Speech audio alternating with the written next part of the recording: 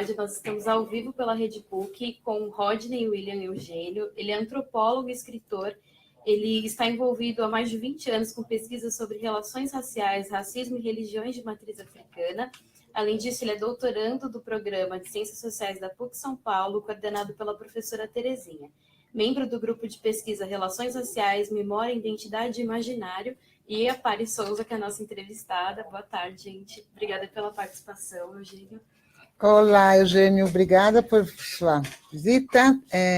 Me fala um pouquinho, qual é a sua origem? Da onde você veio? Bom, onde você nasceu? Eu nasci em São Paulo, nasci no bairro da Casa Verde. É bom frisar, né? Nascer no bairro da Casa Verde é uma coisa muito especial. Principalmente porque é um bairro negro de São Paulo, que tem toda uma história de tradição, com a população negra e com a luta também do povo negro. É o bairro das escolas de samba, é o bairro das irmandades, né, das irmandades do povo negro nas igrejas católicas, e é o bairro dos terreiros de candomblé também, de Umbanda.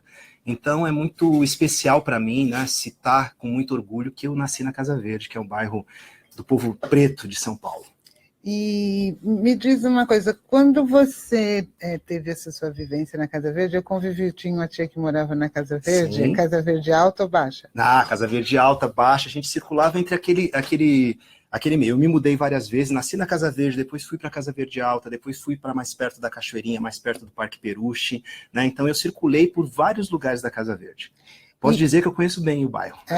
E qual que é a sua formação? Como que você chegou na universidade? Bom, eu vim lá pelo início dos anos 90, eu vim assistir a uma palestra da Lélia Gonçalves aqui na PUC, né? E dali os temas que ela tratou naquela palestra me tocaram muito de perto. Eu tinha uma colega, né, que já fazia ciências sociais aqui na PUC, e o irmão dela, que já me conhecia, já sabia das coisas que me interessavam, falou, faz ciências sociais, eu acho que é a sua cara. E aí eu prestei vestibular em 92, ingressei na PUC em 93, né? Me formei, acredito que no meio de 97, já ingressei no mestrado nas ciências sociais, mas depois migrei para o programa de gerontologia, onde eu defendi o meu mestrado, e depois voltei para ciências sociais, para o programa de ciências sociais, e fui fazer o doutorado em ciências sociais, que é o que eu tenho feito até agora. E você que nasceu na Casa Verde, você estudou em escola pública? Eu estudei em escola pública, estudei em escola municipal, depois fui para a escola estadual. Como foi chegar na PUC? Olha, foi tranquilo, porque na escola municipal, as escolas municipais naquela época, né, nos anos 80, eram escolas de referência, né, porque o ensino do município ele tinha uma outra forma, ele era muito, muito aplicado, e eu também sempre fui um bom aluno, né? Sempre tive uma cobrança muito grande dentro de casa. Nas famílias negras sempre há uma cobrança nesse sentido, né? Você tem que ser 10 vezes melhor para ser igual, né? Então, isso é uma coisa que dentro de uma família negra a gente sempre ouve. Então, eu sempre tinha essa cobrança, meu pai era muito rígido com o estudo. Então, eu estudei numa escola municipal. Quando eu fui para o estado, né, eu senti a diferença, senti bruscamente a diferença, né? Fui para uma escola estadual, fui para o período noturno, então as coisas eram muito soltas na escola estadual naquela época, já nos anos 90, final dos anos 80, começo dos anos 90, né? E, para você ter uma ideia, eu fiquei do início do ano letivo até o mês de outubro sem professor de biologia no primeiro ano do ensino médio, né? Então a coisa foi meio solta no ensino médio, mas mesmo assim, levei até o final, ingressei na PUC, o curso que eu tinha escolhido, eu escolhi Ciências Sociais, né, embora eu tenha tido uma experiência anterior, tentando letras na FUVEST, passei para a segunda fase, não passei na segunda fase, comecei o curso em outra universidade, não gostei, aí eu escolhi Ciências Sociais na PUC, né, e ingressei sem grandes dificuldades, foi tranquilo, mas a dificuldade veio para se manter na universidade, né? É uma universidade que embora tivesse uma outra postura diante dos alunos, né, diante das dificuldades dos alunos, especialmente naquela época, ainda assim era muito difícil pagar, né? Mas tinha toda uma facilidade e eu também fui buscar essas facilidades. Eu costumo dizer que todas as bolsas que a PUC oferecia, né, ou que eram oferecidas na PUC, eu tive todas.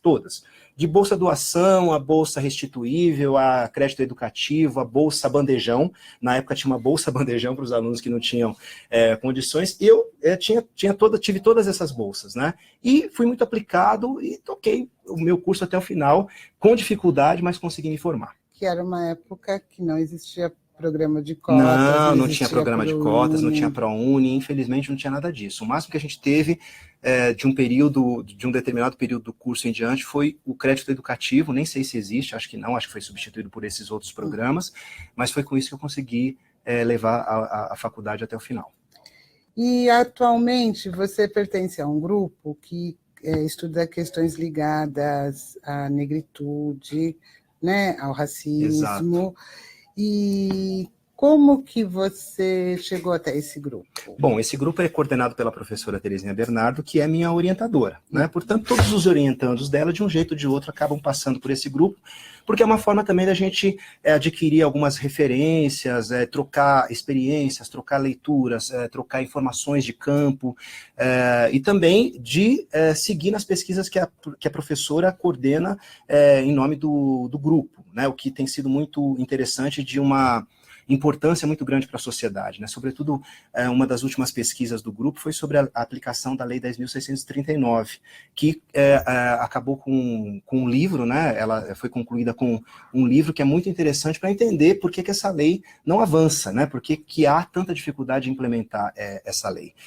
E eu fui para esse grupo justamente para atuar nessa área, com as pesquisas que a gente vem fazendo nesse campo, tratando das questões raciais, tratando das questões de relações raciais, sobretudo nas questões relacionadas às religiões de matriz africana. Então, só para esclarecer, fala um pouquinho o que essa lei prevê. Então, a 10.639 prevê o ensino, né, de história e cultura africana e afro-brasileira nas escolas da rede pública e particular. Mas é uma lei que tem tido muita dificuldade de ser implementada, sobretudo na rede pública. E essa resistência, obviamente, tem a ver com o racismo. E no caso, né, do grupo que fez essa atuação, e você que tem a sua área específica, que é a pesquisa sobre o candomblé. Exatamente. E o que como que essa religião vem enfrentando muitos ataques, né? Ataques, sobretudo os ataques dos últimos tempos, né? Das últimas semanas, né? Têm sido emblemáticos, né? Porque há um movimento, né?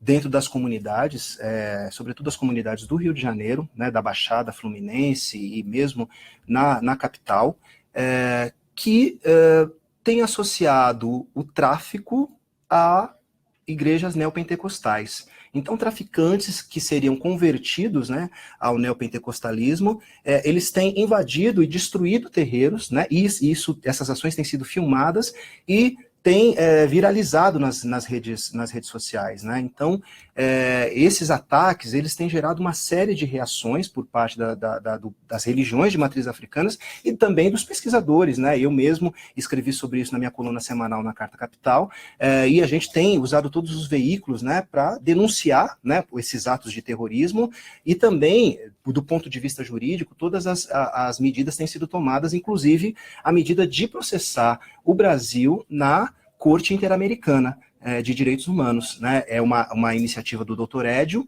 que foi secretário de Justiça em São Paulo, e tem levado essa ação adiante com o apoio das religiões de matriz africanas em São Paulo e no Brasil inteiro. E você que é um pesquisador da área, o candomblé sempre foi uma religião da resistência. É uma religião de resistência. De resistência, porque ela existe a partir da resistência. Exatamente. Aliás, foi uma religião fundamental para que o negro resistisse à escravidão. Sem o candomblé, que restituiu, né, ao negro a possibilidade de ter uma família, né, porque a família de santo nada mais é do que uma forma de devolver esses laços, né, esses laços de afeto, de comunidade que foram perdidos, que foram esfacelados com a escravidão. Então o candomblé devolve isso, devolve essa possibilidade ao negro que estava na condição mais vil a que um ser humano pode ser submetido, a escravidão. Então, o candomblé devolve essa possibilidade de recriar a família e também de ter uma rede, né, que possibilitasse a sobrevivência e a resistência do grupo. E a manutenção, principalmente a manutenção de toda a cultura e de todo o legado que a África nos deixou. E interessante esse aspecto da família, né? Porque assim, parece que... E aí a importância da lei que é preterida, porque assim, parece que o negro, ele não tem... Ele é negro só. Sim, o negro... Perde a humanidade como o Fanon diz, né? O negro não é um homem. O negro é um homem negro. Né? Então, todas essas nuances que a gente tem que de alguma forma, contemplar, né, nas nossas pesquisas e que nos tocam, né, porque eu estou pesquisando algo do qual eu faço parte. Né? Então, você quebra essa resistência da academia, primeiro com, você tem que ter neutralidade diante do seu objeto de estudo, que é uma bobagem, né? A gente fala muito melhor quando a gente está por dentro da coisa, sabendo como as coisas acontecem. Eu, por exemplo, acabei de voltar de uma viagem internacional que eu caí 2 vezes na revista aleatória. É interessante isso, que o cara seja escolhido aleatoriamente, mas que ele seja sempre o escolhido, né? Então, já vai preparado. Já vou preparado. E nessa foi surpreendente, porque foi na ida e na volta. Na ida e na volta eu fui o escolhido aleatoriamente. Então, a gente sabe que as coisas não acontecem desse jeito, que tem toda uma estrutura por trás dessas escolhas, né? E que dizem qual é o lugar de cada pessoa na sociedade. A gente precisa romper primeiro com esses lugares que estão estabelecidos. A ruptura se dá, por exemplo, quando a gente está aqui na universidade. Já é uma forma de romper com tudo isso. Eu, antes de fazer parte desse grupo, que já tem muitos anos, da professora Terezinha Bernardo, mas que, de alguma forma, é reminiscência de outros tantos grupos, né, que foram formados nos anos 80, nos anos 90, né, dos quais eu também fiz parte, e que formaram uma série de pessoas que estavam aqui engajadas em tornar esse lugar, né, a academia, um lugar que se acostumasse com a presença negra. Né? E a gente vê todos os programas sociais que foram lançados para que o negro, de certa forma, tivesse acesso ao ensino, a resistência que isso enfrenta e como o racismo tem se exacerbado a partir da percepção de que o lugar do negro na sociedade tem mudado. E falando desse lugar do negro, né?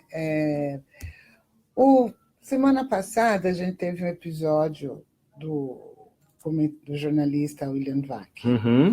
Que é uma frase que eu ouvi muito, estava comentando, assim, uma frase que assim, a gente cresce ouvindo. Sim. E teve uma grande repercussão. Pessoas até apoiando não, minimizando. Porque assim, hoje não dá mais para apoiar tal coisa, mas minimizando. E outras atacando. Contemporizando, né? Isso. Contemporizando. Eu vejo assim, que há uma percepção maior do racismo, porém, não basta, né? Não, o racismo tem que ser combatido com todas as armas. E como que a universidade tem um papel fundamental nisso. Fundamental. Primeira coisa, nós conhecemos o racismo na prática. Né? O povo brasileiro conhece o racismo na prática, porque o povo brasileiro pratica o racismo cotidianamente e descaradamente. Mas o povo brasileiro não tem a referência do racismo como ele acontece no Brasil. Porque o nosso paradoxo, né? Nosso paradoxo é muito interessante, mas eu queria falar de outra coisa. Eu queria falar do paradigma, né? Para depois falar do paradoxo. Para depois falar do paradoxo. Mas o nosso paradigma de racismo é o racismo norte-americano, muitas vezes, que é o racismo que segrega, né? E que segrega do ponto de vista oficial. Porque o nosso também segrega. Sim, mas é oficioso, não tem uma lei determinando o lugar de preto, o lugar de branco. Né? Então as coisas passam meio que cordialmente, que é esse racismo cordial de que se falava anteriormente, que de fato continua sendo implementado no contexto brasileiro. Como a gente não tem esse racismo de segregação, as pessoas têm uma séria dificuldade de enxergar o racismo nas relações cotidianas. mas ela está acontecendo nas coisas de preto que são evocadas todo o tempo, né? Nas frases infelizes ou ditas de maneira infeliz, né? E nas práticas também do cotidiano. E eu acho que, de certa forma, aquilo que você verbaliza, né, está reverberando. Né? Ninguém vai verbalizar uma realidade que não é vivida. Né? Ninguém vai dizer simplesmente algo que não acredita. E também, lembra, você falou essa questão da verbalização, recentemente a Lilia Schwartz, ela usa uma expressão, não são escravos, povos que foram escravizados. Porque assim, a pessoa nasceu escrava. Sim, como se fosse uma condição inerente, né? Que é uma noção de você tornar natural aquilo que foi socialmente ou culturalmente dado. E que muitas vezes as pessoas acham que é um mimimi, né? Minimiza. O neologismo mais infeliz que surgiu nos últimos tempos, vitimização. Vitimização. Né? A gente está se vitimizando quando a gente denuncia o racismo e as pessoas dizem que você está se vitimizando. Agora, uma outra questão que eu já enfrentei e que eu, chegando na universidade, chegou um determinado momento e falei assim, ai, não, porque você é a mulher negra que luta, que batalha. Tá. Sim. Eu sou uma mulher negra, luto, batalho, mas não sou só isso. Sim. Sou inteligente, eu sou uma mulher como qualquer outra. Eu tive que dizer para uma pessoa, né, que me elogiou certa vez que eu não era só um corpo. Eu não sou só um corpo, né? Eu penso, eu produzo, né? E essa questão da negritude com a escravidão, ela está diretamente ligada ao uso dos corpos. Sem dúvida. E o corpo que trabalha e o corpo do prazer. Se apropriaram dos corpos. E isso é algo perverso, porque assim, a identidade do negro, até espero que isso comece a mudar. Sim. Você não tem que ser ou bonito ou gostoso, porque isso está ligado à questão do escravo sexual. Claro. E a hipersexualização, né, do homem e da mulher negra. Eu lembro da minha infância, você tinha assim, as pessoas falavam como se fosse um elogio. Nossa, você vê, você é uma mulata de sargentelli. Como se fosse a única aspiração possível de ascensão, né? Exatamente, mas assim, via o quê? Via corpo. Sim, claro. E essa importância da negrada, como a gente diz, dentro da universidade, produzindo, fazendo coisas, mudando, propondo, que prova tendo assim, voz, né? Exatamente. Você voz. Não é mais o objeto de estudo. Sim. Você é quem estuda o objeto. Exato. Isso dá toda a diferença, e eu vejo que, mesmo no ambiente intelectualizado, politizado, a gente sofre dos preconceitos. Sem dúvida. Né? A academia não está fora da sociedade, como o terreiro não está fora da sociedade, como a igreja, a polícia ou qualquer instituição não está fora da sociedade. Portanto, elas tendem a reproduzir tudo aquilo que a sociedade está suscitando. Né? E o racismo, né, ele é para ser estudado do ponto de vista estrutural, do ponto de vista institucional. Né? Por exemplo, quando a gente denuncia o genocídio da juventude negra, né? A gente faz isso com base em dados estatísticos. Né? Eu tenho uma formação em ciências sociais, não posso negar tudo aquilo que a sociologia deixou como legado. São dados que estão lá e que estão denunciando uma realidade que precisa ser olhada, que precisa ser vista. Da mesma forma que eu falo sempre da dificuldade que foi para implementar o quesito cor na questão da saúde. Nossa, no campo da saúde, que é fundamental. Você precisa saber do que os pretos estão morrendo, exatamente, que doenças acometem e por quê. Né? E aí você vai ver que também a doença é uma construção social. Né? Por que negros têm mais propensão, como se diz, à pressão alta, por exemplo, né? A doenças cardíacas? Né? Óbvio que isso tem a ver com a vida que o negro brasileiro leva. E com o que ele come. Sem dúvida nenhuma, com o que é possível comer muitas vezes, com o que é possível. Então, você tem toda uma construção social da doença, né, e que precisa ser compreendida. Da mesma forma, por exemplo, que você vai tratar a malária, né, ou a febre amarela, que agora a gente tem essa... Eu moro na Serra da Cantareira, já tive que me vacinar. Mas quando você vai... Quem tem que falar sobre malária, por exemplo? Malária é uma doença corriqueira em Angola. Ora, quem está credenciado para falar sobre malária? São os médicos de Angola, é o povo de Angola que tem as pesquisas, que sabe como é o tratamento, que sabe como as coisas devem ser tratadas, e aí você vê muitas vezes um médico de fora querer impor um tratamento ou dizer que tem que ser desse jeito ou daquele jeito sem conhecer a realidade daquele povo, né? Então, também, povos que geram interesse de pesquisa e de estudo, né? Porque, afinal de contas, tem mais gente querendo, tem mais médico querendo fazer cirurgia plástica do que estudar anemia falciforme. Claro. Né? Que é uma questão seríssima de saúde. E que é uma doença que não tem pesquisa. Exato. Né? Então, também quem morre dela. Exatamente. Né? Então a gente precisa começar a fazer também com que as ciências, os campos científicos dialoguem. Essa questão da interdisciplinaridade é fundamental. Né? Não só no campo das ciências sociais, mas tem que se avançar em vários campos, né? As ciências ditas mais duras, né? Também podem contribuir para que a gente possa entender as coisas que acontecem na nossa sociedade. Claro, e para isso precisa de olhares sensíveis, né? Distintos, Sim. Olhares que fujam daquele padrão eurocêntrico, né? Para que consiga enxergar. Nesse caso, eu acho antropologia, sociologia, psicologia, as aplicadas, fundamentais. Sim, sem dúvida né? nenhuma. Todas elas. E uma formação mais humana, né? Desses profissionais, né? Quer dizer, eu acho que o médico precisa ter essa visão da cultura, essa visão da sociedade, enfim, daquilo que está na sociedade, mas que nem sempre, dentro da formação médica, vai chegar com a importância que deve ter. E uma questão, a gente estava falando do grupo da Terezinha, que é a professora Terezinha Bernardo, para quem não conhece, que é a professora do Programa de Ciências Sociais. Exato. E a questão do imaginário. Né? Esse imaginário racista. Sim. Que isso que você falou é muito interessante, porque assim, a referência do racismo é o racismo americano. Exato. Então, é como se aqui o que acontece, as pessoas acompanham os episódios, e aí a gente passa pela questão leem os teóricos, entendem o racismo brasileiro via teóricos americanos, europeus, que recentemente até acho que foi a Angela Davis. Sim, teve aqui em Salvador. Ela fez uma alusão a isso, porque lá a sociedade tem outra dinâmica. Sim.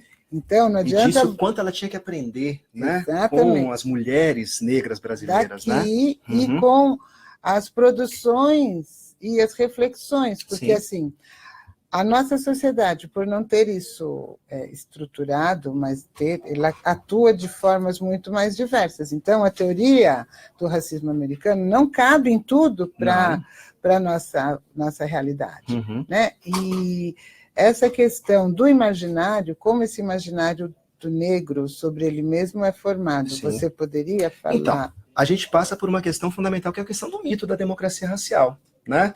O mito da democracia racial é o grande entrave nos entendimentos das questões raciais no Brasil, né? Porque isso afetou de tal forma o imaginário do povo brasileiro que quando a gente fala de racismo, dá a impressão de que a gente está falando de uma realidade que não nos atinge, né? Porque a gente se acostumou com essa questão de que convivemos tranquilamente, aqui vivemos em harmonia, e aí você tem uma série de sociólogos, romancistas que vieram, inclusive, ratificar ou tentar de alguma forma ratificar, mas se esquecendo de que tinha uma política de Estado referendando, né, essa questão do branqueamento. Né? Isso foi uma política de Estado. Essa questão da imigração europeia para o Brasil tinha um propósito, e quando a gente diz, olha, o racismo faz parte do inconsciente coletivo, né, olhar o brasileiro que não se assume racista, ou melhor, afirma categoricamente que não é racista, mas que sempre conhece um racista.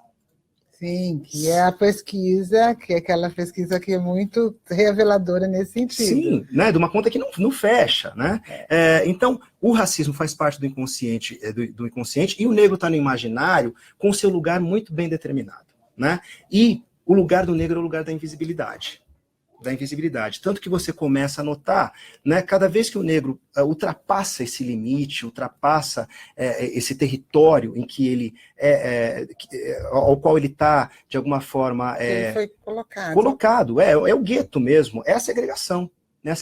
Então, os serviços que ninguém quer fazer, né, o trabalho que todo mundo se recusou, né, o trabalho mais humilhante, é sempre onde o negro está, né? E onde ele não é visto, né? Quem enxerga o faxineiro, né? Quem enxerga a tia do café, né? Exatamente. Então são esses lugares, e aí quando você vê o negro numa posição que a rigor não seria a dele, por exemplo, o cara se depara com um médico negro, né? E aí primeiro ele vai perguntar se é médico mesmo. Depois ele vai questionar se o cara se o cara entende mesmo, será que ele sabe mesmo, né? Onde será que ele se formou? Então você tem toda uma série de questionamentos e aí eu volto naquilo que a minha avó dizia, né? Você tem que ser 10 vezes melhor para ser igual, né? A questão da imposição, de você não aceitar o lugar e de você romper com essas barreiras. E nesse sentido, a educação é fundamental, mas principalmente conhecer a história do seu povo, conhecer a história do seu povo, conhecer a cultura do seu povo, justamente para que isso seja valorizado e para que não exista, por exemplo, apropriações indevidas. E falando nisso, a gente assistiu outro dia um documentário e que tinha assim, uma família cujo o pai era negro. Uhum. E uma família de classe média alta, certo. E ele um engenheiro, com uma vida de classe média padrão. Uhum. Porém, as filhas, falando de racismo, elas diziam assim, mas a gente não convive com um negro. Sim. Porque como ele teve a sua ascensão social econômica, o mundo deles não tem negro. Aí, às vezes, as pessoas falam, mas tá vendo? Não tem racismo, porque fulano convive em tal lugar. Tá? Isso prova que é aquele paradigma americano. Sim. Não é porque aquela pessoa está lá que não tem. Só que esse negro também, de certa forma, não se reconhece como negro por estar habitando regiões, locais de não negros. Como você vê isso? Então, Fanon é o cara que explica essas coisas, né? Naquele Pele Negra, Máscaras Brancas, né? Essa questão do negro que ascende socialmente, que ao mesmo tempo que ascende socialmente começa a branquear, né? Isso é um processo complexo, né? E que para ser compreendido tem que ser estudado com profundidade. Quem traduziu bem foi a Neuza Souza Santos, se eu não me engano, naquele livro Tornar-se Negro, né, que é um livrinho que fez muito sucesso entre os pretos dos anos que estavam ingressando na universidade nos anos 90, final dos anos 80, começo dos anos 90, e que nos ajudava a entender um pouco como essa ascensão social, né, buscava outros signos, né, para traduzir, né, o embranquecimento. Então, o cara é negro, mas ele vai negar essa origem, porque para ascender socialmente ele precisa disso. Assim como o escravo, para ser, né, o escravizado, para ser parte da sociedade, precisava do batismo, né, porque a existência civil só se dava com o batismo, né, e tinha muitas vezes que se reconhecer católico por conta disso, porque... E aí surgiam as irmandades. Aí surgiam as irmandades e tudo mais. Então, você tem todo esse processo também em que o branqueamento, ele também começa a fazer parte do cotidiano negro. Nós, que viemos de famílias negras, ouvimos muitas vezes nossos avós, olha, você tem que casar com branco, tem que clarear a família, porque isso foi um ideário de Estado, mas que foi, de alguma forma, disseminado entre as pessoas, né? E que começa a mudar recentemente, quando a gente passa a valorizar a questão da consciência negra, né? Claro que o negro pode se casar com quem ele bem entender, né? Ou com quem ele se apaixonar, né? A gente prefere que o amor seja um casamento de amor romântico, seja aquilo que vai, né, nortear as relações. De qualquer maneira, né, você pensar em casamentos afrocentrados como uma forma de alguma maneira você mudar essa questão do branqueamento é importante. Mas eu prefiro ver por outro lado, né? A gente pode empretecer as coisas. Sim. Né? Agora, o que é fundamental nisso é o respeito. Porque é mais do que assumir, né, uma cor. Né? Assumir-se ou declarar-se negro é, antes de tudo, você assumir uma posição política. Né? Quando a gente diz, olha, sou um homem negro, sou uma mulher negra, você já está se posicionando simplesmente pelo fato de você se colocar como tal na relação. E tem uma coisa que a gente não muda. Né? Por exemplo, eu sou um homem de candomblé. e eu pratico o candomblé como religião, eu sou um sacerdote de candomblé também, e uso as indumentárias do candomblé no meu dia a dia, né? Há pessoas brancas no candomblé, que se vestem, né, e usam esses signos da cultura negra, e que quando estão vestidos com esses signos da cultura negra, a vestimenta das mulheres, a vestimenta de baiana, seus turbantes, seus colares, enfim, elas vão sofrer, né, todo o preconceito, toda a discriminação que esses signos estão impregnados, né? Mas, quando ela tira aquela roupa, é só mais uma, né? Eu não tenho como tirar a pele, né? Então, essa questão da pele, né, de quem sofre o preconceito que está impregnado, eu já nasci militante pela minha condição. Pela minha condição. Eu sou um sobrevivente. Né? Todo negro é um sobrevivente. E você falando da questão da sobrevivência, desse imaginário, tem uma coisa que me intriga e que eu já entrevistei algumas pessoas e, assim, essa presença do negro na mídia. Sim. Há um tempo atrás não existia, né? Mas eu estava estudando telenovela, que eu adoro telenovela. Sim. A primeira personagem da primeira novela tinha a protagonista era uma mulher negra, mas era aquela negra, como é que é? Mamãe Dolores. Sim.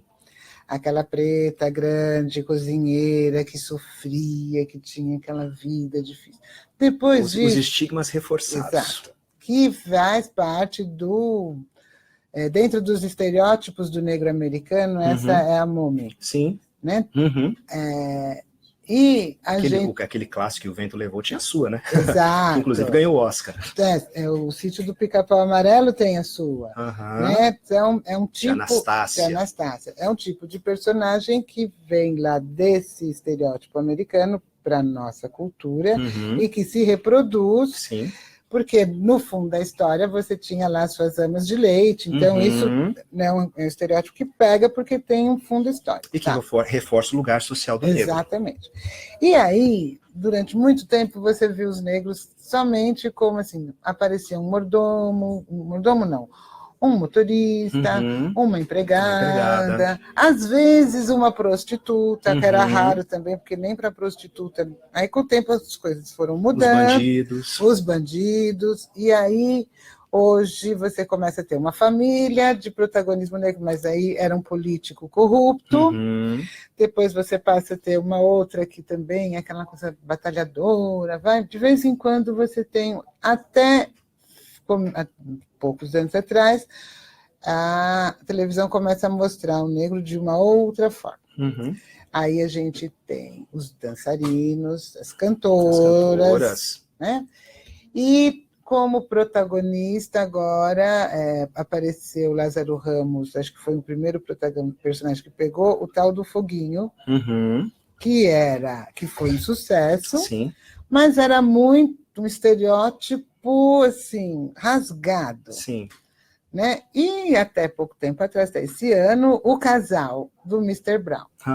Thaís Araújo. Então, como você... Que eu também acho que ali tem muito estereótipo. Tem muito estereótipo. Inclusive o estereótipo das artes. Né? Quer dizer, o único caminho de ascensão social para o negro é a arte. A música, especialmente a música, né? Especialmente a música, ou o futebol. E aí entra o corpo de novo. E aí entra o corpo novamente. Por exemplo, quando eu viajo, né, em alguns lugares eu passo tranquilamente como mais um. Né? Em outros lugares, enquanto a minha presença vai ser notada. Né? Por exemplo, na Turquia. Quando eu fui na Turquia, as pessoas que me abordavam me perguntavam se eu era jogador de futebol. Né?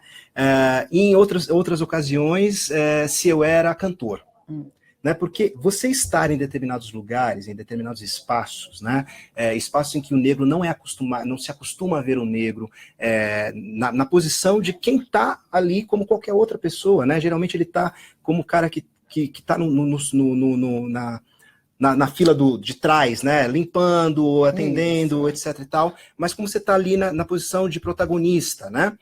As pessoas sempre têm que buscar a razão pela qual você está ali e como você conseguiu ascender aquela posição. Achar uma explicação. E que, de certa forma, a telenovela continua refletindo isso, né? Continua refletindo isso. Eu me lembro bem daquela novela que se chamou Da Cor do Pecado. Nossa! Que foi triste, né? Porque você tinha... Título, a novela se lançava como aquela que ia ter a protagonista negra e que ia, de alguma maneira, né, ser um momento de redenção da TV, né, de redenção da TV em relação ao negro, e já começa com um título que, olha, é da cor do pecado, né? Então já tem uma série de coisas para você interpretar com relação a esse título. A televisão precisa avançar muito, a publicidade precisa avançar muito, né? Agora, para avançar, tem que ouvir a gente.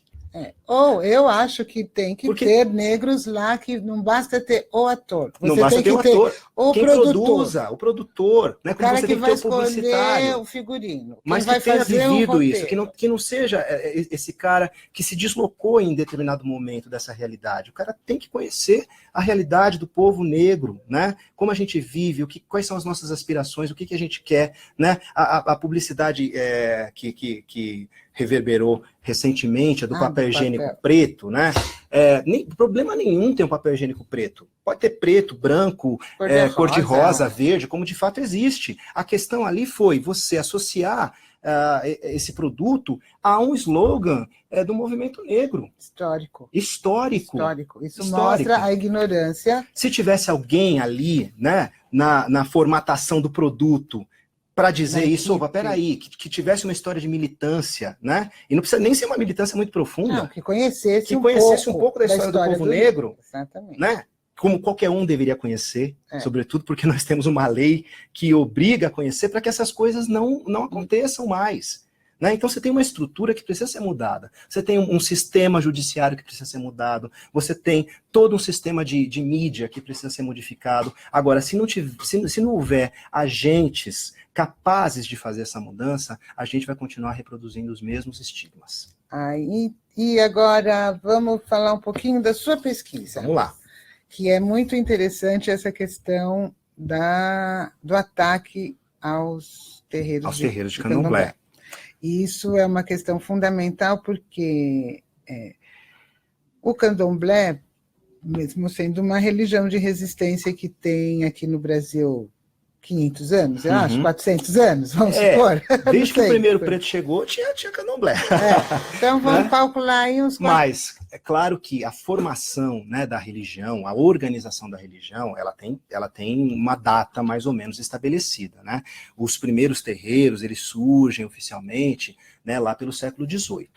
Né, organizados enquanto tal, mas obviamente que antes disso, porque a religião não tem data de nascimento, né? Você tinha aqui e ali todos os cultos que eram feitos, até porque isso foi fundamental para que o negro se mantivesse. Então, existia, mas não existia organizado do ponto de vista institucional, digamos assim. Sim, e era uma religião que era praticada nas senzalas e ela incomodava. Sim.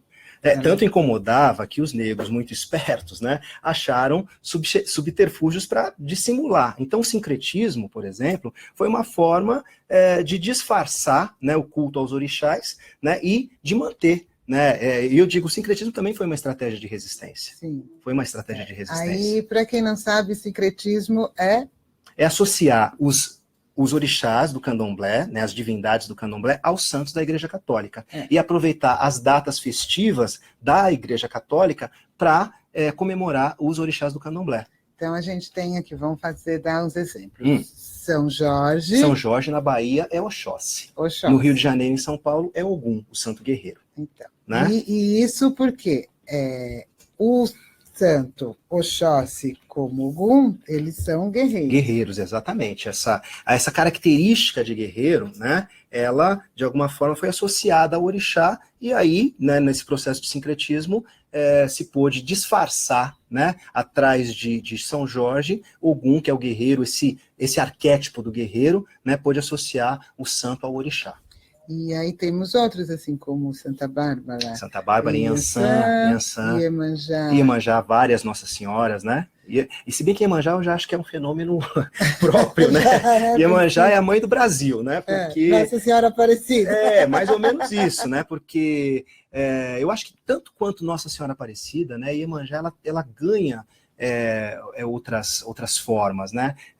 E o povo brasileiro cria uma identidade com Iemanjá, né, que vai muito além da religião afro. Né, vai muito além da religião afro. Assim como Nossa Senhora Aparecida, por exemplo, eu não sou católico, mas tenho, por força da minha origem na Casa Verde, tenho na minha casa uma imagem de São Benedito e de Nossa Senhora Aparecida, que eram santos ligados às Irmandades Negras, né, das quais, né, eu assisti muitas festas lá na Casa Verde quando eu era criança. Eu chamo Maria Aparecida porque minha mãe gostava de Nossa Senhora Aparecida. Minha mãe também se né? chama Maria Aparecida, e eu digo que eu fiquei careca porque minha mãe fez uma promessa. Eu me queimei quando eu era pequeno, e minha mãe fez uma promessa de que se eu voltasse a ter os movimentos normais, não tivesse nenhuma sequela, ela deixaria meu cabelo crescer até os 7 anos de idade e levaria para a Basílica de Nossa Senhora Aparecida. Eu fiquei ótimo, a santa fez um milagre, mas minha mãe cortou meus cabelos e estão lá até hoje, lá em casa, guardados numa caixinha.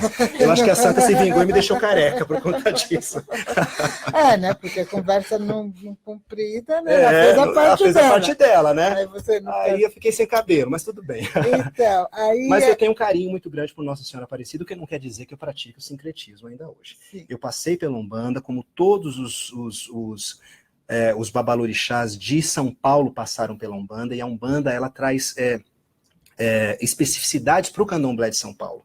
É justamente isso que eu estudo no meu doutorado, né? Que existe um candomblé paulista com suas especificidades, com suas aspirações, com suas lutas, com seus personagens, e justamente a partir da memória de um desses personagens, que é o Pai Perso de Xangô, que eu chamo de fundador de um candomblé paulista, que eu faço as minhas hipóteses, né, de doutorado para trabalhar, para recuperar essa história da consolidação do candomblé em São Paulo. E essa questão do candomblé e da Umbanda, isso é interessante porque você tem em São Paulo, a Umbanda ela é muito mais aceita do que o candomblé.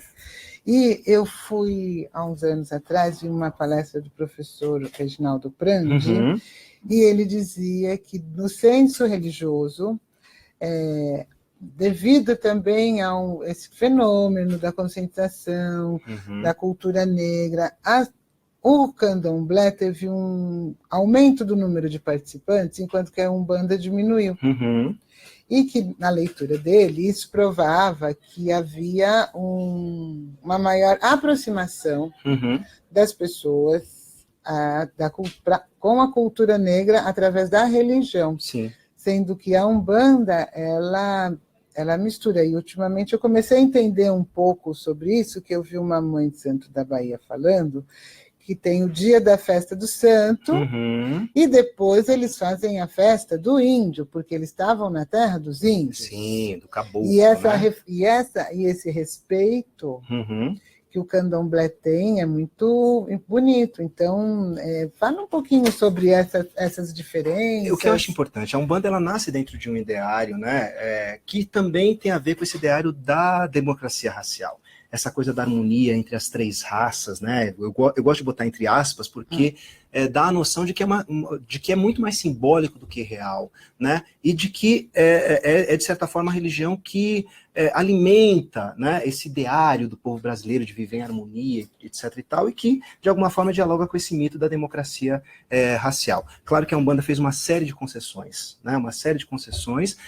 E que a Umbanda tem um ideário, muitas vezes, branco, não no sentido não no sentido racial, mas no sentido mesmo da ideologia.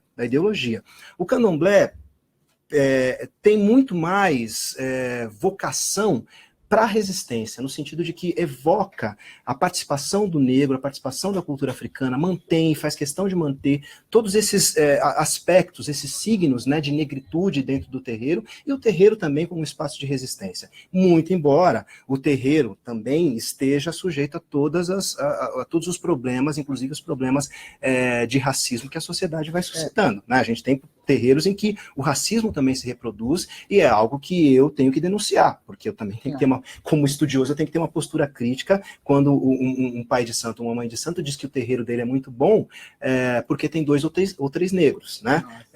Então, reflexo da sociedade. Claro, reflexo da sociedade. Quando você diz, por exemplo, que o orixá não tem cor, que o orixá é uma energia, né? Não dá para você dissociar, né, a religião da sua origem. Candomblé é uma religião negra e sofre tudo que tem sofrido, inclusive a intolerância religiosa, por conta disso, né? Então, apagar esses traços de negritude do Candomblé é criar outra coisa. Certo. É criar outra coisa. É desrespeitar a história de luta e de resistência, assim como você criar uma capoeira gospel, por exemplo. Né? É você desrespeitar. Acarajé de Jesus. É um assinte, né? É um assinte. Acarajé de Jesus, capoeira gospel, é um assinte. É você desrespeitar toda a história de luta e resistência de um povo que morreu para preservar tudo isso. Claro. Né? De um povo que morreu pelo samba, que morreu pela capoeira, que morreu pelo candomblé. E que conseguiu preservar. E que conseguiu preservar. Uma luta que é vitoriosa. Que é vitoriosa. Por exemplo, quando a gente olha para a capoeira, que até os anos 60 era crime. Crime.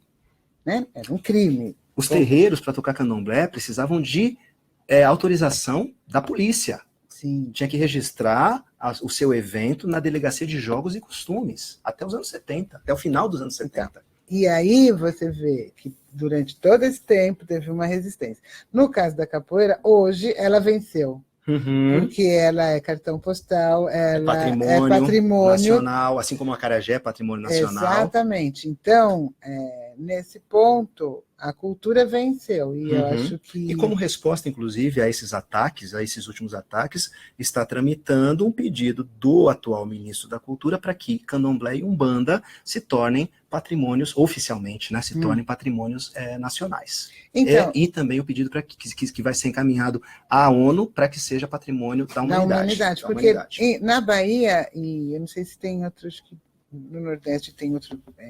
Os candomblés, os terreiros são tombados da região de Cachoeira e de. A região do Recôncavo e a região de Salvador, né? Eles têm e isso protege. Sim, isso protege. Não garante, né? Mas protege. Né? Protege porque você tem um pedaço, apesar que os quilombos também estão ameaçados.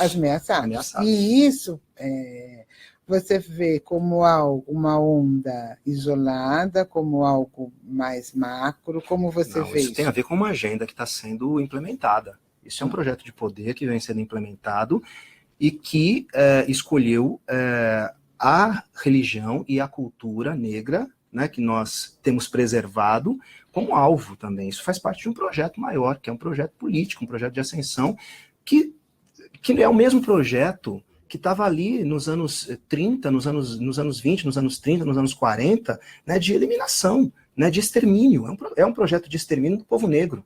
Né? Porque como é que você mata um povo? Matando a cultura desse povo. E você acha que esse projeto, que assim, a gente, na atual conjuntura... Pode parecer forte isso que eu estou dizendo. E às vezes a gente não tem como criar eufemismo para uma coisa dessas. Não tem por que também buscar eufemismo para algo tão grave, né? Porque, de fato, você vê uma mãe de santo sendo obrigada a se desfazer dos seus assentamentos, de tudo que é sagrado, ser obrigada a quebrar, ameaçada por um revólver, né, ameaçada por armas, né, ser expulsa da sua comunidade, pessoas que estão morrendo, que levam pedrada na rua porque se vestem de branco, é muito grave, e o Estado não pode ser omisso. A omissão do Estado, ela estimula, né, ela é, de certa forma, algo que estimula a ação das pessoas. Uma igreja não pode instigar seus fiéis a serem intolerantes. Então, isso que eu queria chegar. Essa onda que a gente vê hoje, que se diz onda, que você bem coloca como um projeto estruturado, sim, ele vem de um grupo. Um grupo que pelo que o que o país tem passado, a gente vê isso atuando em vários segmentos. Vários segmentos. Você tem, e é um segmento que atua para destruir a cultura nacional, que o Brasil tem de melhor. Então, da mesma forma como você vê os ataques à arte, sim, o que é pilastra de identidade e de construção de coisas... Que é um ataque à liberdade. Exatamente. Um ataque à liberdade. A arte, o candomblé, a escola. Sim. Você tem o judiciário, que agora a gente nem pode falar muito, né? Mas vamos pegar só nesse campo da arte, da religião e da cultura.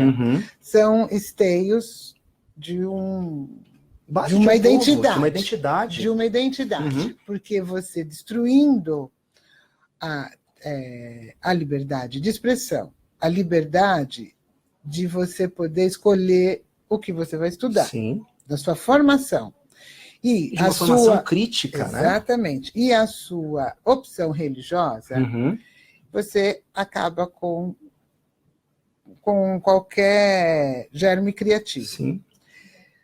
Partindo da nossa resistência, dentro das universidades, das escolas e das artes, porque parece que não, mas as pessoas resistem e a gente está aqui para falar disso, e os artistas estão na rua, e vocês estão lá fora também brigando sobre isso.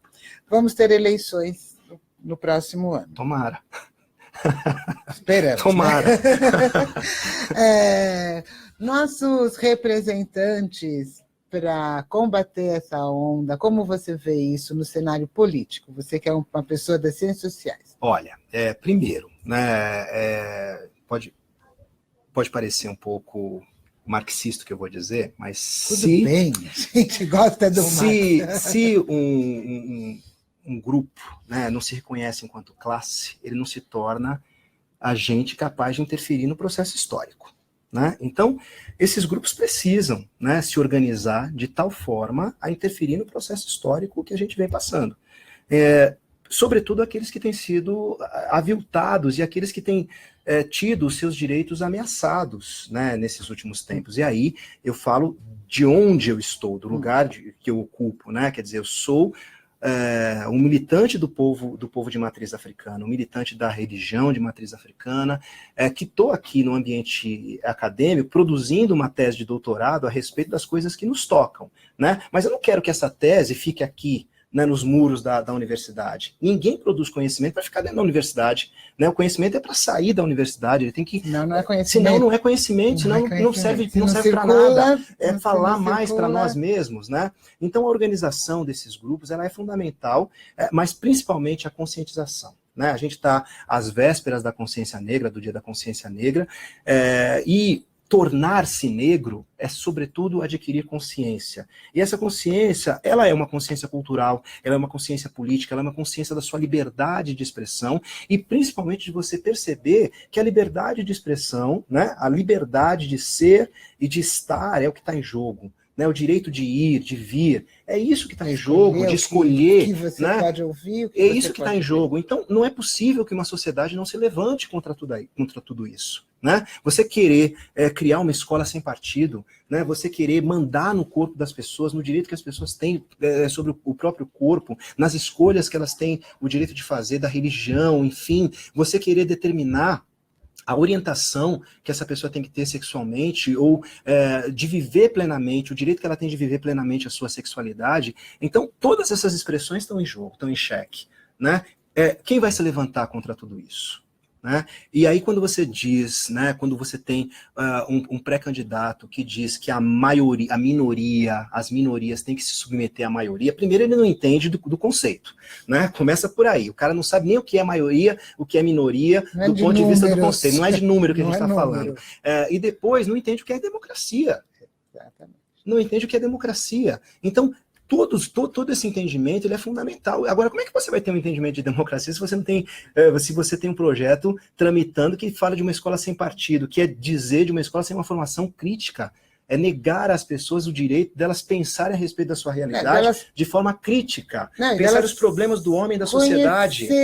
Conhecerem outras realidades. Essa lei 10.639, como é que você vai se posicionar com relação à questão racial se você não tem acesso às informações do que foi a escravidão no Brasil? Da onde você saber que o problema que a gente enfrenta do ponto de vista estrutural tem seu início, né? E tem várias causas, inclusive políticas de Estado, que foram implementadas para exterminar.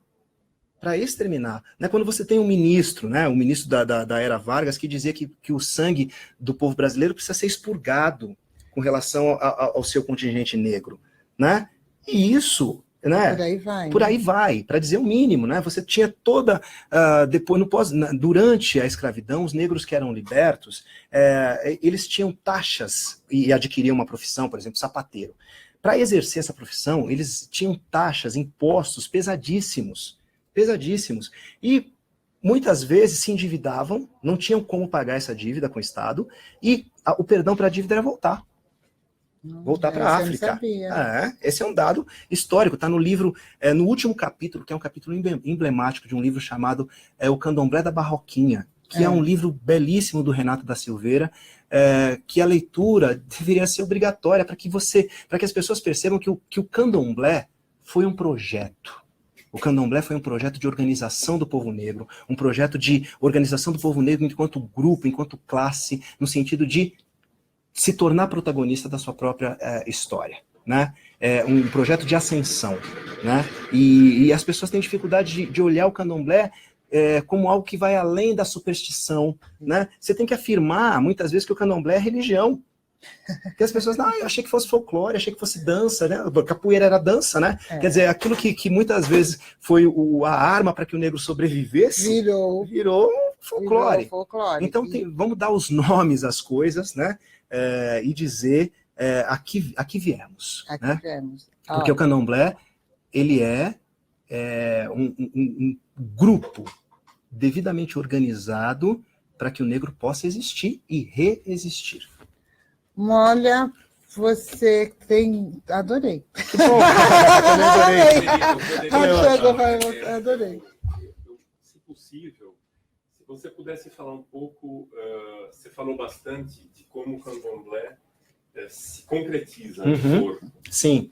Mas eu acho que se fala muito pouco, porque o Candomblé é muito desqualificado, principalmente já que você colocou as coisas diretamente, vamos aproveitar a tua... Claro. Né, tem grupos de matrizes neopentecostais que desqualificam diariamente na televisão. Na televisão. E o Candomblé tem essa relação espiritual e física corporal, além de muito bonita no Candomblé, é muito rica, mas pouco falada. Sim. Então, eu gostaria que você pudesse falar um pouco da questão espiritual do Candomblé. Porque o Candomblé é totalidade, né? Candomblé é totalidade. O corpo, né, é parte do ser, mas o corpo não é desmembrado, né? O ser espiritual não existe fora desse ser físico, né? E quando a gente se inicia, né? Quando qualquer pessoa é iniciada no Candomblé, a pessoa morre para renascer, né? E renascer enquanto um orixá. Né, enquanto um corpo sagrado, enquanto um ser consagrado, e é por meio desse corpo consagrado que o orixá passa a existir. Né? Então, o meu orixá existe em mim, né, porque um dia, né, quando a morte me tocar, eu vou existir no meu orixá. Eu vou existir no meu orixá, que é um processo quase dialético, né? Eu digo que Candomblé entendia de Marx muito antes de Marx. Coisa linda! Vai ver que o Marx teve algum contato. Quem sabe, né? Quem sabe? Uma iluminação. Mas a vivência espiritual no Candomblé é uma vivência muito produtiva, porque o Candomblé fortalece as pessoas para os enfrentamentos da vida. Né? Por exemplo, o Candomblé é uma religião de excluídos, e é uma religião que acolhe a todos. Né? E se a gente for olhar a história de vida de cada pessoa que está no Candomblé, a gente vai ver que tem problemas sérios, às vezes, na família, na formação, pessoas que são desprezadas na família e que abraçam o Candomblé como uma forma de ter essa família reconstituída, né? E uma religião que prepara as pessoas para os enfrentamentos da vida.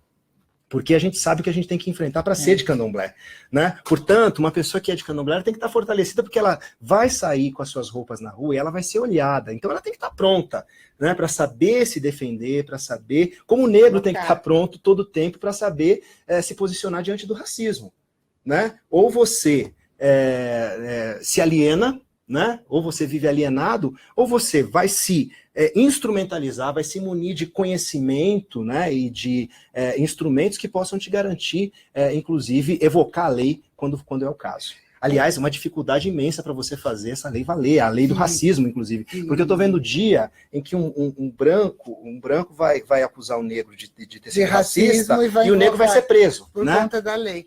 Agora, você falou dessa questão do conhecimento, eu conheço um pouco, e aí eu descobri o Ori. Ori, coisa mais linda, que é lindo, né? A coisa mais linda Ori. Que as pessoas falam do Candomblé e ninguém fala do Ori. Ori, a cabeça. Ori é a cabeça, né? Tanto que orixá, Orixá, né? Toda palavra da língua iorubá ela é, na verdade, a contração de uma frase, né? Então, o orixá, que é a nossa divindade, é aquilo que desperta. A divindade é o que desperta a força do ori, que é a cabeça, que é o nosso princípio de individuação. É o único orixá que cada um tem o seu, né? O seu ori é diferente do meu ori, e as escolhas que o ori de cada um faz, né, também serão diferentes. E um ori fortalecido faz da pessoa um rei, né, faz da pessoa uma rainha. Então, o culto à cabeça, o culto ao ori, a cabeça boa, a cabeça que carrega o corpo. O conhecimento. Né? O conhecimento. O discernimento. E é isso. Individual também? Não. É o ori de cada um. O meu ori, o seu ori, né? Que é, inclusive, instrumento de objeto de culto, né, no candomblé. Nada começa, assim, tudo começa com ori. Ori é o primeiro, né? Ele vem antes, inclusive, de Exu, né? Exatamente. Você vai. Dizem, né? Os antigos dizem que a gente escolhe o nosso ori para vir para esse mundo. Né? A gente vai à casa de Babá Jalá, atravessando tormentas e tempestades para escolher um ori, né, para vir para esse mundo. E esse ori escolhe o nosso Odu, né, escolhe o nosso destino, o nosso caminho.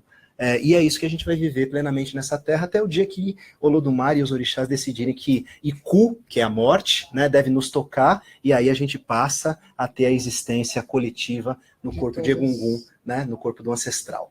Não é lindo? Dentro dessa cosmovisão, dessa hierarquia, o seu papel qual é dentro da... Eu sou um sacerdote, um babalorixá, um pai, né, dentro do culto do orixá. Eu sou aquele que está liderando, está à frente da comunidade. O orixá manda, eu sou o primeiro a obedecer. Né? Então, eu sou aquele que coordena a comunidade, aquele que decide, junto com os orixás, através dos oráculos, do jogo de búzios, do obi, aquilo que o orixá está determinando para a vida de cada um e para o destino da comunidade como um todo. Né? Então, o babalorixá, ele é uma liderança, né? Aquele que, dentro da família, é aquele que vai dizer para cada um, que vai aconselhar cada um dentro da sua vida, que vai cuidar do ori de cada um, para que o ori seja bom, né? Porque tem ori ruim. Aliás, ori tem um provérbio yorubá que diz: ori buru kosi orixá, cabeça ruim não tem orixá. Cabeça, porque tem um monte de cabeça ruim que não tem orixá. Ai, qual é o orixá de fulano? Aqueles que a gente não deve dizer o nome? Não, esse aí não tem orixá. Cabeça ruim não tem orixá. É uma iniciação demorada, né? A iniciação no candomblé, ela é sempre uma iniciação para o sacerdócio, né? E existem vários tipos de sacerdócio dentro do candomblé. Desde o babalorixá, passando por aqueles que vão cuidar dos atabaques, que vão cuidar dos rituais de sacrifício, que vão cuidar da cozinha, de cada, né, setor do terreiro, para que o andamento, e o babalorixá é aquele que coordena tudo, né?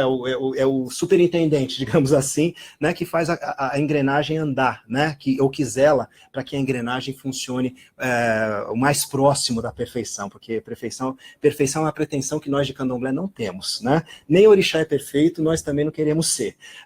Então, essa iniciação, né, não quer dizer que uma pessoa que não seja iniciada não possa ser um devoto, um fiel, não possa abraçar o candomblé enquanto religião, né? Até porque o candomblé é uma religião que é para todos, mas nem todos são para o candomblé.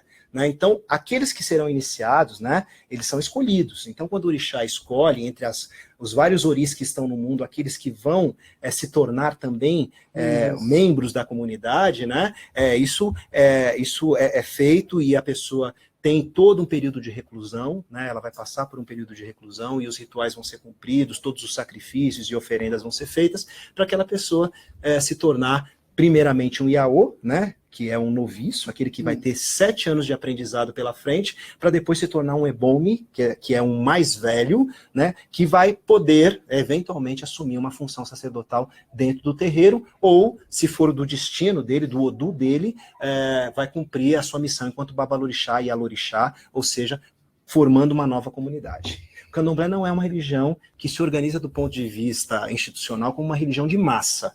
Né? É uma religião que reproduz a família, portanto, tem seus pequenos núcleos, pequenos e grandes núcleos comunitários, mas que o sacerdote tem que conhecer todo mundo, não tem jeito. Um pai que não conhece o filho, né, não vai poder orientar com precisão.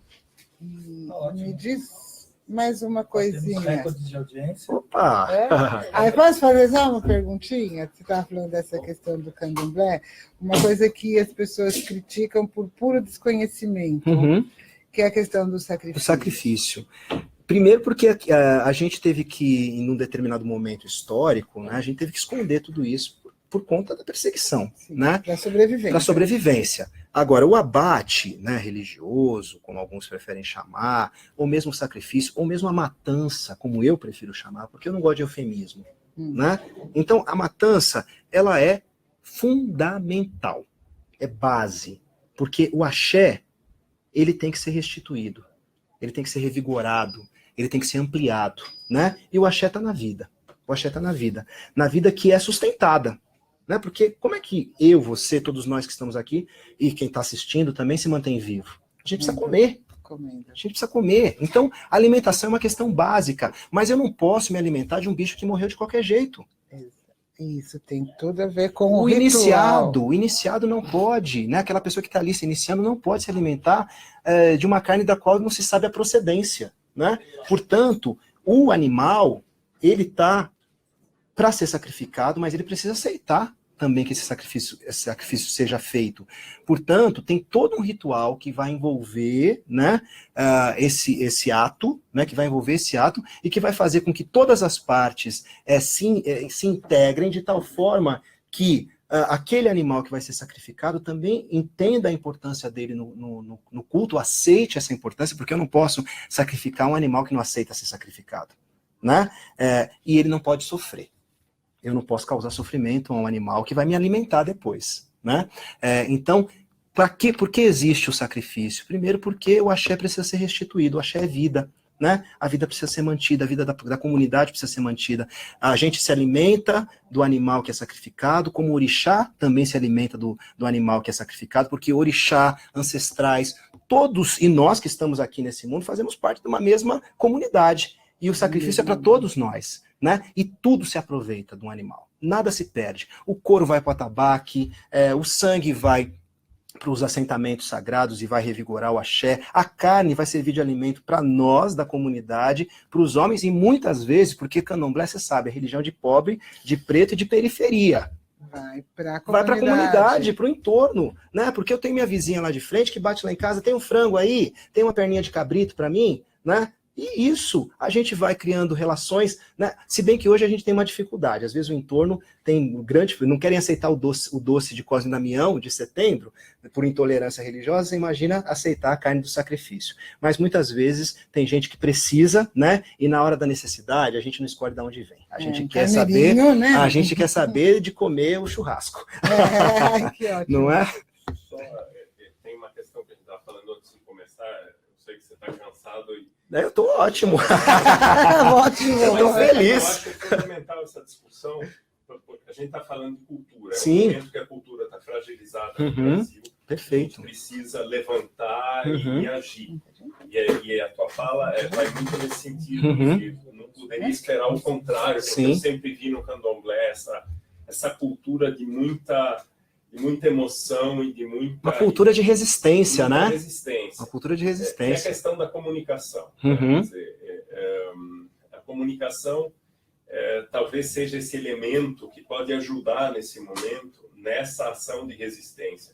Mas a esquerda como um todo, e vários movimentos sociais em particular, se esqueceram nas últimas décadas de fazer pontualmente, né, de erguer um plano vertical, né, e se apropriar mesmo dos meios de comunicação. Agora a gente está correndo atrás do prejuízo, lutando com intolerância, e é patético, porque esses rituais neopentecostais que desqualificam as religiões de matriz afro, às vezes se utilizam né, do mesmo arquétipo, do mesmo símbolos. É um processo, um processo de sincretismo. Mal usados,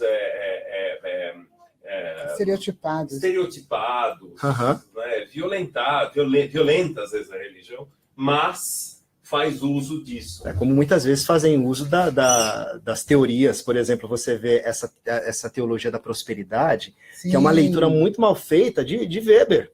Exatamente. Né? A ética protestante e o espírito do capitalismo. Os passos, né? passo a passo. Muito mal lida, né? Se é que leu.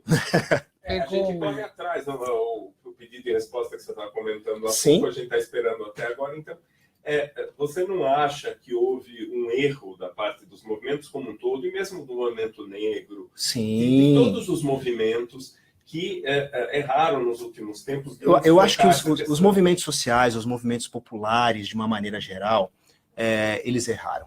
né? Mesmo os governos mais populares que nós tivemos, eles erraram. Erraram, por exemplo, quando investiram mais no consumo, né?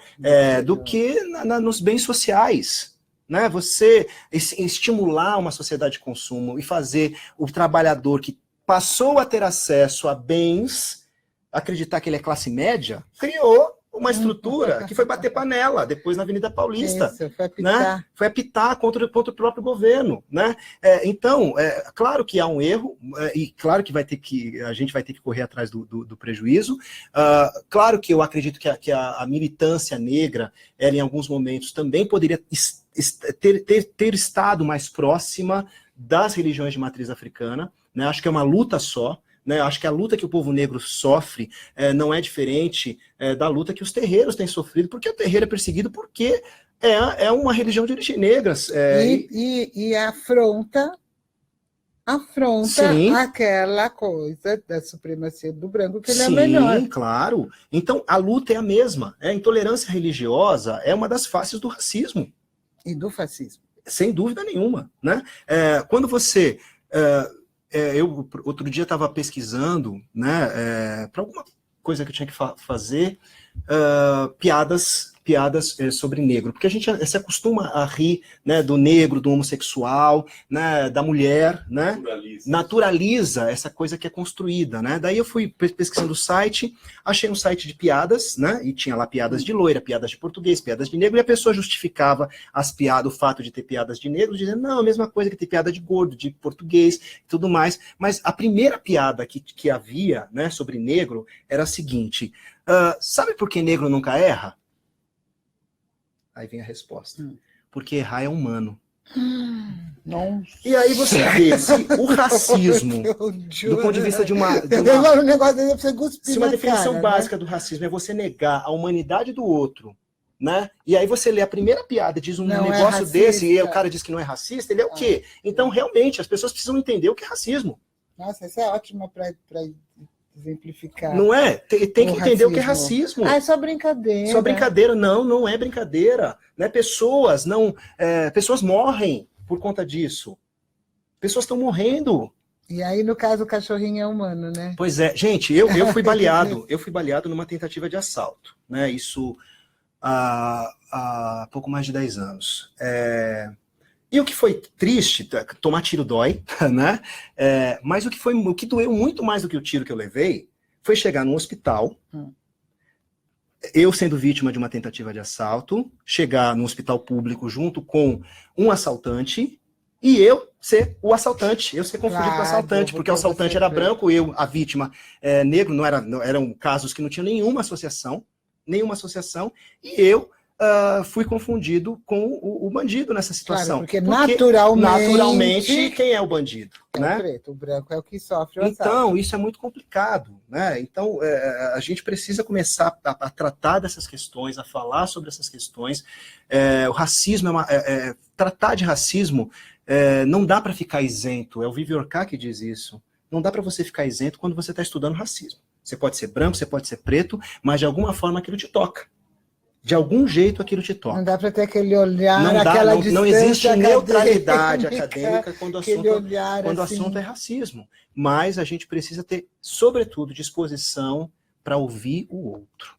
E empatia. Hoje vai ter um lançamento de um livro muito interessante, eu convido as pessoas, que é o livro se chama Lugar de Fala, da Djamila Ribeiro, né? O lançamento é hoje.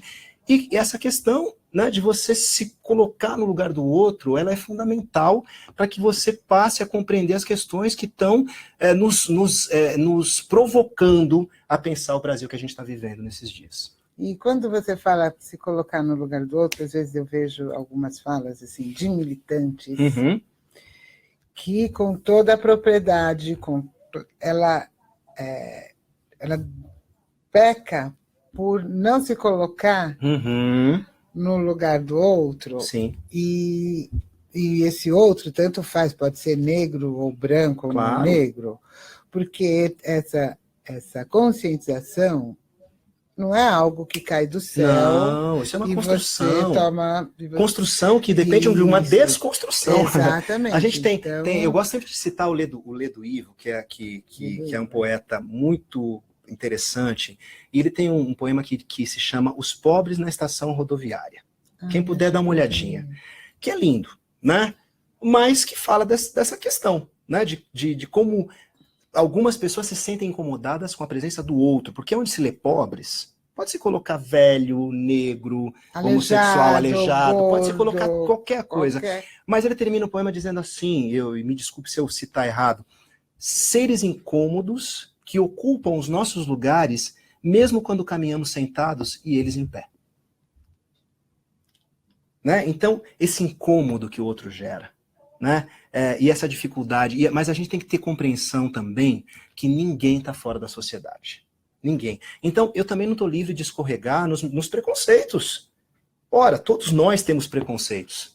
O que a gente tem que buscar é o conceito. Exato. O que a gente tem que buscar é o conceito e não fazer do preconceito uma arma para discriminar, para tratar diferente o outro. E tá atento. Tá atento, porque essa coisa do politicamente correto, o mundo tá chato, agora a gente não pode falar certas coisas, tem que respeitar as pessoas.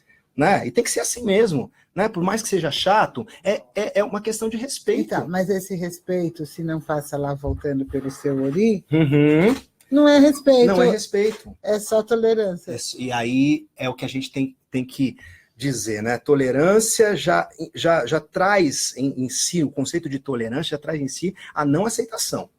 Porque você tolera, não aceita. Né? Então, a questão é essa.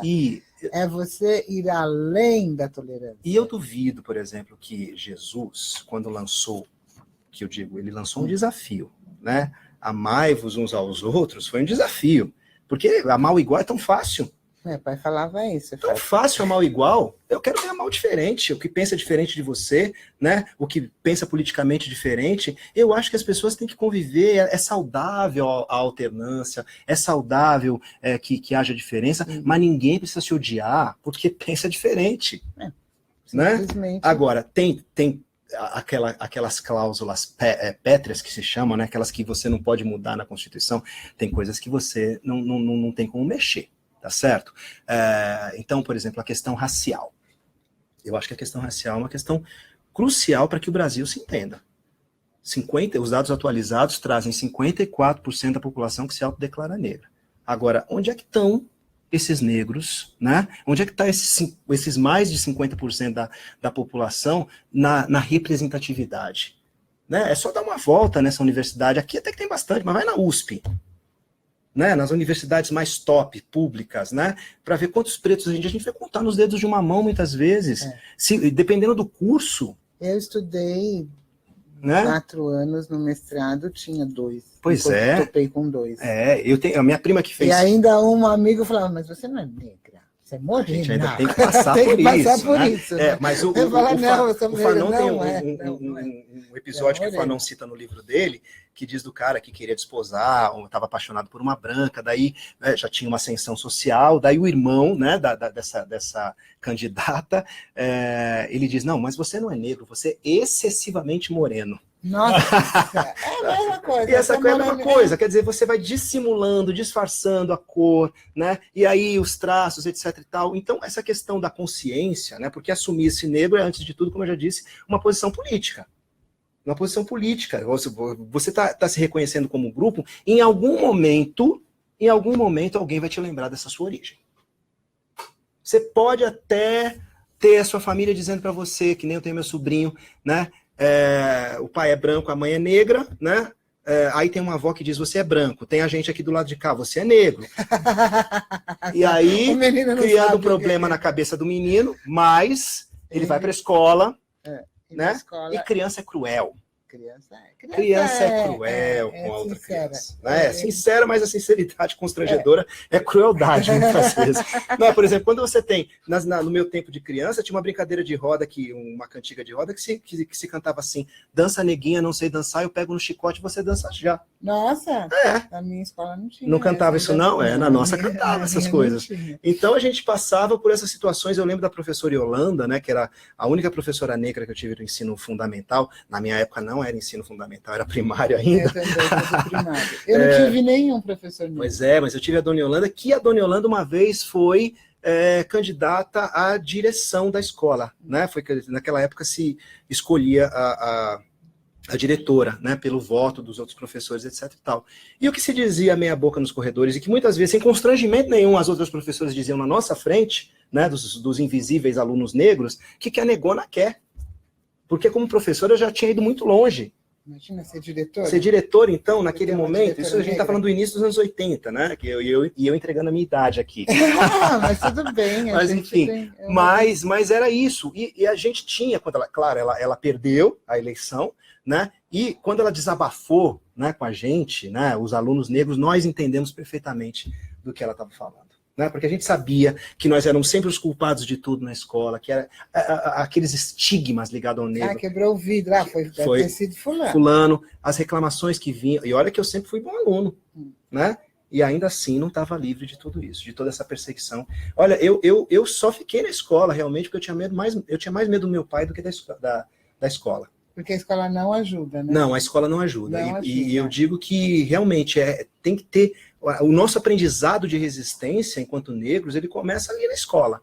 Porque para você chegar na 8ª série, na minha época era até a 8ª série, agora tem o 9º ano, mas para chegar até ali, né? E aí a gente tem todas as estatísticas para comprovar isso que eu estou dizendo. Né? A gravidez. Sim. Né? A gravidez na adolescência, que é uma coisa E o que é mais grave? O assassinato. Além o genocídio, né? Porque na minha família, né? Eu sou de uma família negra muito, como quase um pleonasmo, né? Dizer família negra extensa, porque eu sou de uma família muito grande, né? Então dentro da minha família tem todas as estatísticas, todas elas, das doenças, né? Passando por todo tipo de evasão, né? Chegando no genocídio, que eu tive um primo que foi assassinado com 16 anos, na garupa de uma moto, tomou um tiro na nuca, né? Passando pela morte, né, das mulheres, né? Porque eu tive uma prima que morreu no parto. Porque não tinha... Né? Lá nos anos 80, uma outra prima que morreu em decorrência de um aborto mal sucedido. Né? Então você tem, dentro das famílias, com toda a realidade. A ausência dos homens, é natural. Porque as mulheres tomavam a frente. Minha mãe é empregada doméstica, agora está aposentada, minha avó é empregada doméstica, minhas tias empregadas domésticas, e eu sou da geração em que elas disseram, você não vai ser motorista, você não vai ser carregador, você vai estudar. E tem que estudar. E meu pai, né? Meu pai era um quase branco, né? Ele era filho de índio, né? Então ele passaria por branco, né? Tanto que eu digo sempre que ele morreu muito jovem. Eu era criança ainda quando meu pai morreu. Ele morreu afogado por afogamento, mas por asfixia, porque ele morreu na represa de Mariporã, mas ele não respirou, né? Morreu por conta disso. E ele tinha a pele clara, mas ele ficou muito escuro, né? Muito escuro. Como não engoliu água, o caixão pôde ser aberto. E tinha um costume antigamente de se abrir o caixão na beira da cova, né? Daí abriu-se o caixão na beira da cova, né? E aí uma deixou escapar, não conseguiu, aquelas coisas que a boca fala. Nossa, mas é a cara do Rodney. Eu falei, claro. Tava preto, né? Tava duro e preto. Aí foi a única vez que eu falei, nossa, eu realmente parecia com meu pai. Pois é. E aí a gente tem essa coisa do pai ausente, né? E nesse caso, mais por uma questão da morte prematura, mas que é uma coisa que é muito comum nas famílias negras, né? E por conta disso, a minha consciência eu não posso dar despesa, né? Então, se eu não der despesa para minha mãe, eu já estou ajudando. Aí, com 14 anos, fui trabalhar. Fui office boy, conheci a cidade inteira. Eu só não tinha malandragem dos meninos da época, que eles pulavam, desciam pela porta de trás, né? Antigamente, pegava o dinheiro, ia pro fliperama, né? Ia pro cinema, comprava o tênis da moda. Isso. Eu nunca fui esperto nesse sentido, uma pena. Mas aí, a sua esperteza foi para outro caminho, né? Meninas, tem alguma coisa a perguntar? Gente, aprendemos muito. Que bom. Muitíssimo obrigado. Foi uma honra para nós. Para mim também, muito feliz. Eu espero que seja a primeira de outras, porque tem um universo pela frente. Eu tenho um projeto, eu tinha um propósito falar para ele. 1.400 visualizações. Ó, que maravilha. Recorde absoluto. Eu tenho um projetinho já de alguns anos. Esse primeiro era a TV Xangô, agora é fazer uma Rádio Xangô. Pela justiça. E viva Xangô. E pela um espaço para se falar da matriz afro. Sim. Xangô que é o orixá da justiça, da verdade e da igualdade. E da igualdade. Então, já que não se os outros espaços não dão espaço para gente, para negritude, para falar da história, da cultura, da música você até tem, mas assim, mas das outras coisas. Sim. Então, espero que você faça ser nosso colaborador da Rádio Xangô. Com muito orgulho, com muita honra. Coraçõezinhos. Obrigado para vocês que nos assistiram. Até a próxima.